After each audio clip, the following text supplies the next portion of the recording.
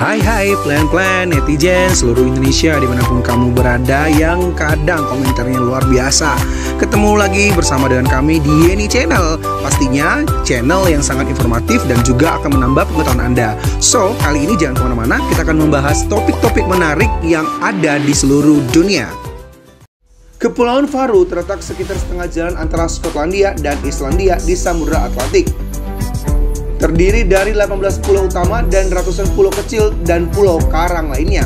Faroe Island yang berbatu terkenal karena tebing burung dan lanskapnya yang masih alami. Masih banyak lagi yang perlu diketahui tentang kepulauan ini selain pemandangan dan satwa liarnya. Berikut adalah 10 fakta menarik tentang Kepulauan Faroe versi Yeni Fakta. So, jangan kemana-mana, tetap stay tune di channel Yeni Fakta. Karena bersama Yeni Fakta, kita akan mendapatkan informasi dan pengetahuan dari seluruh dunia.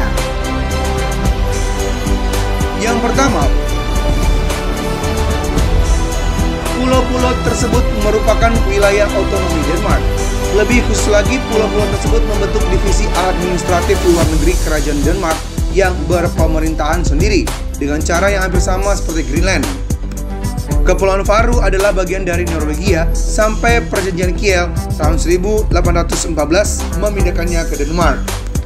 Berpemerintahan sendiri sejak 1948, pulau-pulau tersebut memiliki parlemen sendiri dan mengendalikan sebagian besar pembuatan undang-undang selain pertahanan, kepolisian, dan urusan luar negeri. Yang kedua, bahasa Faroe yang mirip bahasa Islandia. Sementara bahasa Denmark juga diajarkan di sekolah-sekolah, bahasa Faroe adalah bahasa nasional dan memiliki kemiripan yang lebih dekat dengan bahasa Islandia dan Norse kuno daripada bahasa Denmark.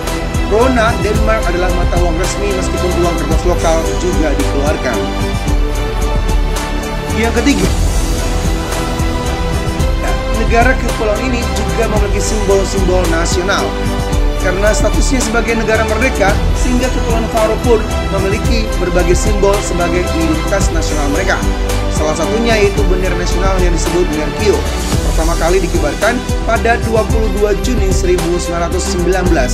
Lagu kebangsaan Faroe berjudul Tu Alfagra Land Me, yang artinya tanah terindah milikku. Lambang nasional Kepulauan Faroe disebut Fjordur, yang terdiri dari perisai biru dengan seekor domba jantan.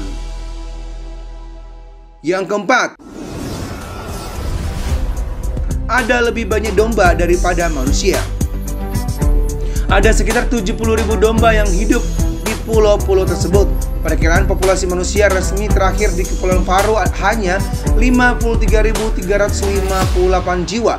Itu kira-kira setengah dari populasi Inglewood, California. Domba Faroe adalah jenis domba unik kuat yang berkeliaran sepanjang tahun di padang rumput dan pegunungan di pulau-pulau tersebut. Para peneliti telah menemukan DNA domba di sedimen dasar danau yang berusia lebih dari 1.500 tahun. Yang kelima, bus gratis. Di ibu kota 8 rute bus di sekitar kota madya Tórshavn bebas digunakan.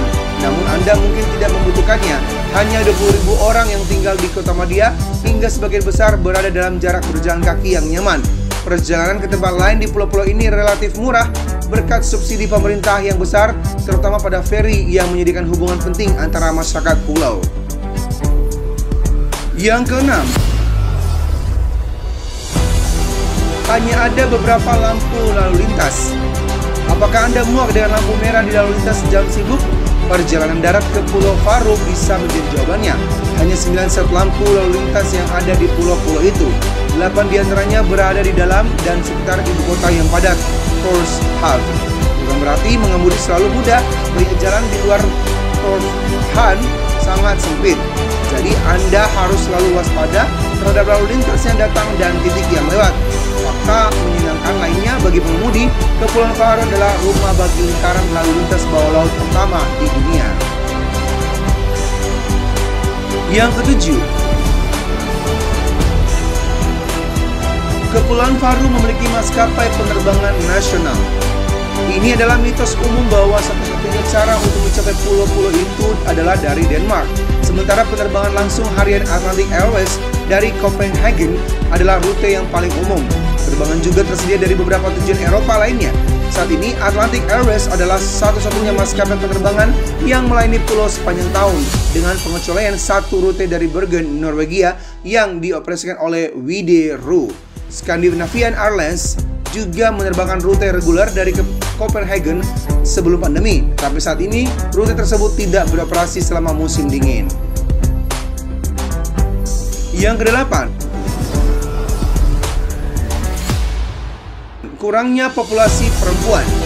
Hans Pauli Storm, seorang peneliti statistik Faroe, mengatakan bahwa populasi wanita lebih sedikit dibandingkan pria.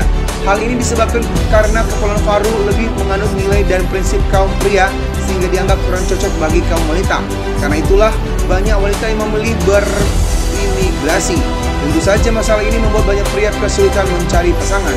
Bahkan beberapa di antaranya memilih mencari istri dari negara luar seperti Thailand dan Filipina. Yang kesembilan, tidak terdapat pohon dan hewan-hewan lainnya. Secara alami, Kepulauan Faroe tidak memiliki pohon-pohon besar. Musim panas yang sejuk dengan angin yang kencang menyebabkan pepohonan tidak berkembang baik di sini. Hanya ada lumut, rerumputan, dan rawa. Hewan seperti kodok, reptil, dan mamalia juga tidak tersebar luas di sini. Hanya ada burung laut seperti pavin dan eider yang dimanfaatkan daging dan bulunya. Iklim di daerah tersebut juga menyebabkan tidak adanya kehadiran serangga di pulau ini. Jika terdapat pohon-pohon besar dan serangga yang berkeliaran, maka itu adalah hasil usaha tanam pohon oleh penduduk setempat. Serangga-serangga yang ada bisa jadi karena migrasi atau ikut terbawa oleh barang-barang impor. Yang ke-10, satu-satunya daerah bebas nyamuk dan serangga. Menurut ilmuwan, iklim lautan di Samudra Atlantik Utara membuat nyamuk tidak bisa tumbuh. Sebab, nyamuk hanya bisa tumbuh dan berkembang biak di lingkungan yang panas dan lembab. Faroe Island mengalami 3 kali masa pembekuan suhu dingin dalam 1 tahun. Hal ini menyebabkan ketidakstabilan suhu dingin di sana yang menyebabkan nyamuk dan serangga tak mampu hidup. Demikianlah ulasan tentang 10 fakta unik Kepulauan Faroe di Samudra Atlantik versi Yeni Fakta. Semoga ulasan kali ini memberi informasi dan pengetahuan tambahan untuk kita semakin lebih baik.